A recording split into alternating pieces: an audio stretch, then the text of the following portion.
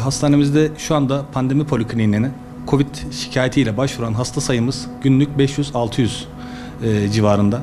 Bu hastalarımızın birçoğuna, %90'a neredeyse semptomları sebebiyle tomografi ve kan tahlilleri ve PCR testi yapılmakta.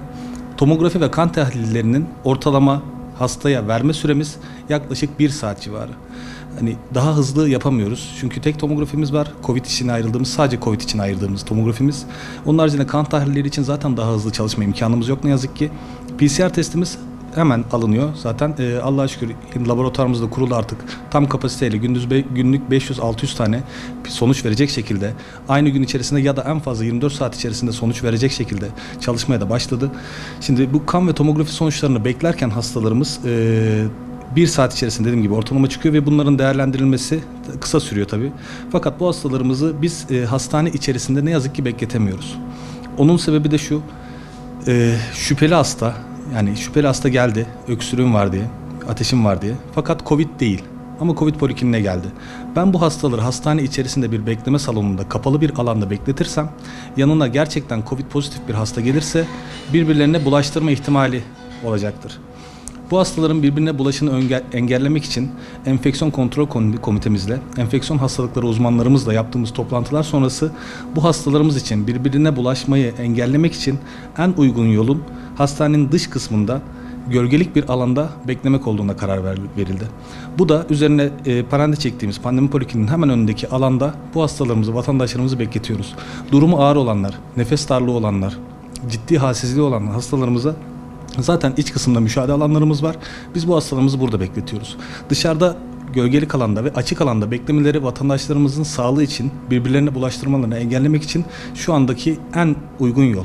Kışın zaten mecburen bu hastalarımızı dışarıda, vatandaşlarımızı dışarıda bekletemeyeceğimiz için farklı bir çözümle daha geniş bir alanda hastane içine bu hastalarımızı alacağız zaten. Şimdi testi aldıktan sonra vatandaşlarımızı eğer evlerine gönderirsek, çünkü sadece testle bitmiyor. Hani sadece test aldığımız vatandaşlarımız da oluyor. Fakat tomografi ve kan sonuçlarını aldıktan sonra biz vatandaşımızı eve gönderip sonuçlarını biz size bildireceğiz dersek, vatandaşlarımız sonuç çıktıktan sonra ilaç kullanmaları gerekiyorsa eğer tekrar çağırmamız gerekecek hastalarımızı.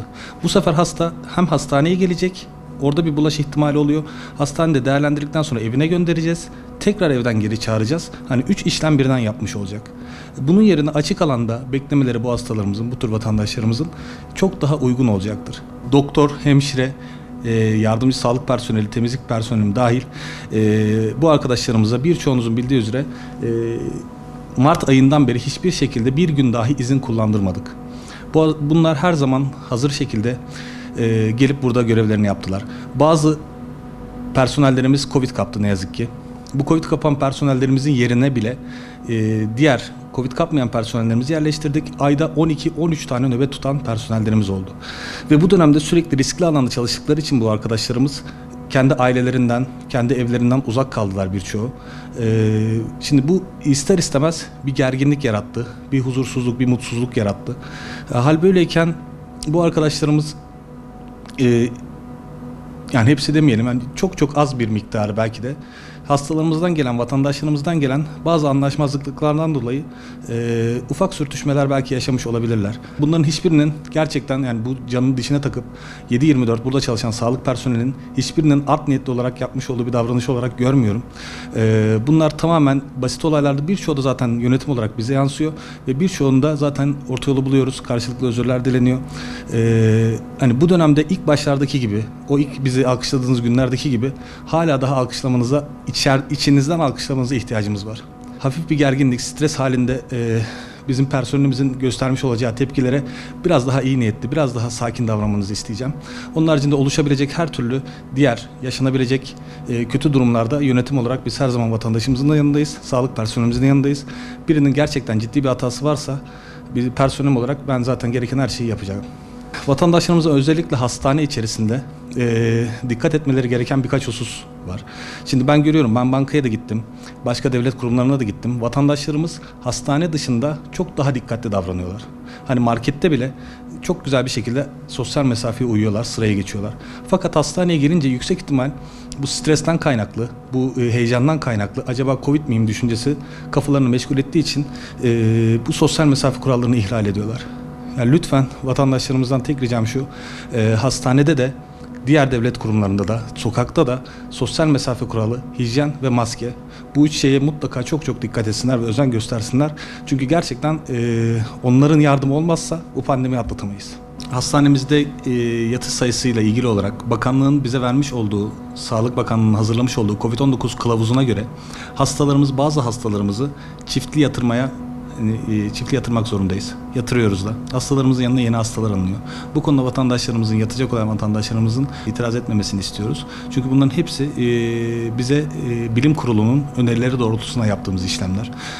Keyfi bir işlem değil kesinlikle. Bazen yer olmadığı durumlarda hastalarımızı ikili yatırıyoruz. Onun haricinde zaten mümkün olunca tek yatırmaya çalışıyoruz. Bir ikincisi, yoğun bakımlarımızdaki doluluk oranı ile ilgili